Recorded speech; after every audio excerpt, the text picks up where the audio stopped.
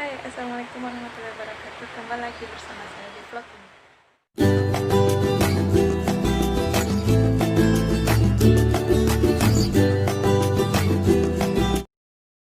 Kita akan membahas kembali metode pembelajaran IPA, khususnya eksperimen, problem solving, dan proyek. Metode eksperimen. Gala, Sumantri, dan Permana menyatakan bahwa eksperimen adalah percobaan untuk membuktikan suatu pertanyaan atau hipotesis tertentu. Eksperimen dapat dilakukan pada suatu laboratorium atau di luar laboratorium, sedangkan metode eksperimen dalam pembelajaran adalah cara penyajian bahan pelajaran yang memungkinkan siswa melakukan percobaan untuk membuktikan sendiri suatu pertanyaan atau hipotesis yang dipelajari.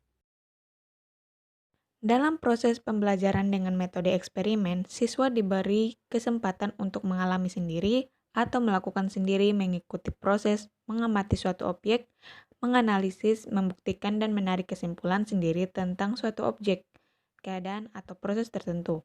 Peranan guru dalam metode eksperimen adalah memberi bimbingan agar eksperimen itu dilakukan dengan teliti sehingga tidak terjadi kekeliruan atau kesalahan. Kelebihan metode eksperimen yaitu satu, membuat siswa percaya pada kebenaran kesimpulan percobaannya sendiri daripada menurut cerita orang atau buku. Kedua, siswa aktif mengumpulkan fakta, informasi atau data yang diperlukan melalui percobaan yang dilakukannya. Ketiga, dapat digunakan untuk melaksanakan prosedur metode ilmiah dan berpikir ilmiah. Yang keempat, hasil belajar dikuasai siswa dengan baik dan tahan lama dalam ingatan. Terakhir, menghilangkan verbalisme. Adapun kekurangan dari metode ini yaitu memerlukan peralatan dan bahan percobaan yang lengkap serta umumnya mahal. Kedua, dapat menghambat lajunya pembelajaran sebab eksperimen umumnya memerlukan waktu lama. Ketiga, kesalahan dalam eksperimen akan berakibat pada kesalahan kesimpulannya. Terakhir, belum tentu semua guru dan siswa menguasai metode eksperimen ini. Tujuan dari eksperimen ini adalah sebagai berikut. 1. Siswa mampu menyimpulkan fakta-fakta, informasi, atau data yang diperoleh. 2. Siswa mampu merancang, mempersiapkan, melaksanakan, dan melaporkan percobaannya. 3. Siswa mampu menggunakan logika berpikir induktif untuk menarik kesimpulan dari fakta, informasi, atau data yang dikumpulkan melalui percobaan. Terakhir, siswa mampu berpikir sistematis, disiplin tinggi, dan hidup teratur serta rapi. Berikutnya ada problem solving. Problem solving adalah upaya individu atau kelompok untuk menemukan jawaban berdasarkan pengetahuan, pemahaman, keterampilan yang telah dimiliki sebelumnya dalam rangka memenuhi tuntutan situasi yang tak lumrah tersebut. Kelebihan problem solving yaitu 1. Melatih siswa mendesain suatu penemuan, berpikir dan bertindak kreatif, memecahkan masalah secara realistis, mengidentifikasi dan melakukan penyelidikan, menafsirkan dan mengevaluasi hasil pengamatan, merangsang perkembangan dan berpikir siswa untuk menyelesaikan masalah yang dihadapi dengan tepat. Dan yang terakhir, dapat membuat dunia pendidikan sekolah lebih relevan dengan kehidupan khususnya di dunia kerja. Adapun kelemahan metode ini yaitu beberapa pokok pembahasan sangat sulit untuk menerapkan model ini. Misal terbatasnya alat-alat laboratorium menyulitkan siswa untuk melihat dan mengamati serta akhirnya dapat menyimpulkan kejadian atau konsep tersebut. Kedua, memerlukan alokasi waktu yang lebih panjang dibandingkan dengan model pembelajaran yang lain. Berikut ini adalah implikasi dalam pembelajaran.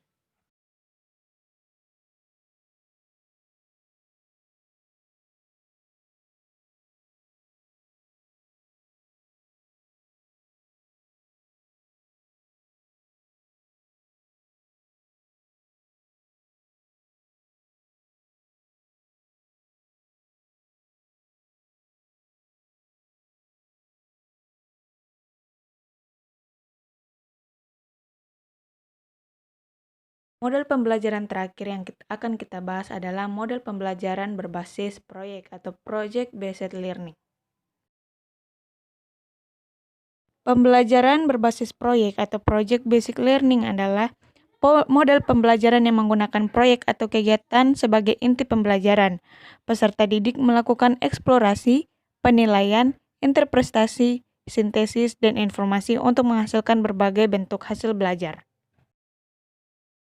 Langkah-langkah operasionalnya yaitu penentuan pertanyaan mendasar, kedua menyusun perencanaan proyek, ketiga menyusun jadwal, keempat monitoring, kelima menguji hasil, dan yang terakhir evaluasi pengalaman. Guru juga berperan aktif dalam proses pembelajaran ini. Peran guru dalam pembelajaran berbasis proyek yaitu merencanakan dan mendesain pembelajaran, membuat strategi pembelajaran, membayangkan interaksi yang akan terjadi antara guru dan peserta didik, mencari keunikan peserta didik, menilai peserta didik dengan cara transparan dan berbagai macam penilaian, dan membuat portofolio pekerjaan peserta didik. Selain guru, peserta didik juga memiliki peran dalam model pembelajaran ini, yaitu menggunakan kemampuan bertanya dan berpikir, melakukan riset sederhana, mempelajari ide dan konsep baru, belajar mengatur waktu dengan baik, melakukan kegiatan belajar sendiri atau kelompok, mengaplikasikan hasil belajar lewat tindakan, dan terakhir melakukan tindakan sosial seperti wawancara, survei, observasi, dan lain-lain. Pada sistem penilaian, terdapat 3 hal yang perlu dipertimbangkan, yaitu kemampuan pengelolaan, relevansi, dan keaslian. Keuntungan model pembelajaran ini yaitu 1. Meningkatkan motivasi belajar peserta didik untuk belajar, mendorong kemampuan mereka untuk melakukan pekerjaan penting dan mereka perlu untuk dihargai. Kedua, meningkatkan kemampuan pemecahan masalah. Ketiga, membuat peserta didik menjadi lebih aktif dan berhasil memecahkan problem-problem yang kompleks. Keempat, meningkatkan kolaborasi. Kelima, mendorong peserta didik untuk mengembangkan dan mempraktikkan keterampilan komunikasi. Keenam, meningkatkan keterampilan peserta didik dalam mengelola sumber. Ini dia kelemahan dari pembelajaran berbasis proyek, yaitu 1. Memerlukan banyak waktu untuk menyelesaikan masalah, membutuhkan biaya yang cukup banyak instruktur yang merasa nyaman dengan kelas tradisional, di mana instruktur memegang peran utama di kelas. Banyaknya peralatan yang harus disediakan, peserta didik yang memiliki kelemahan dalam percobaan dan pengumpulan informasi akan mengalami kesulitan. Ada kemungkinan peserta didik yang kurang aktif dalam kerja kelompok, dan ketika topik yang diberikan kepada masing-masing kelompok berbeda, dikhawatirkan peserta didik tidak bisa memahami topik secara keseluruhan. Itu dia beberapa metode-metode pembelajaran IPA yang kita bahas di video ini. Assalamualaikum warahmatullahi wabarakatuh.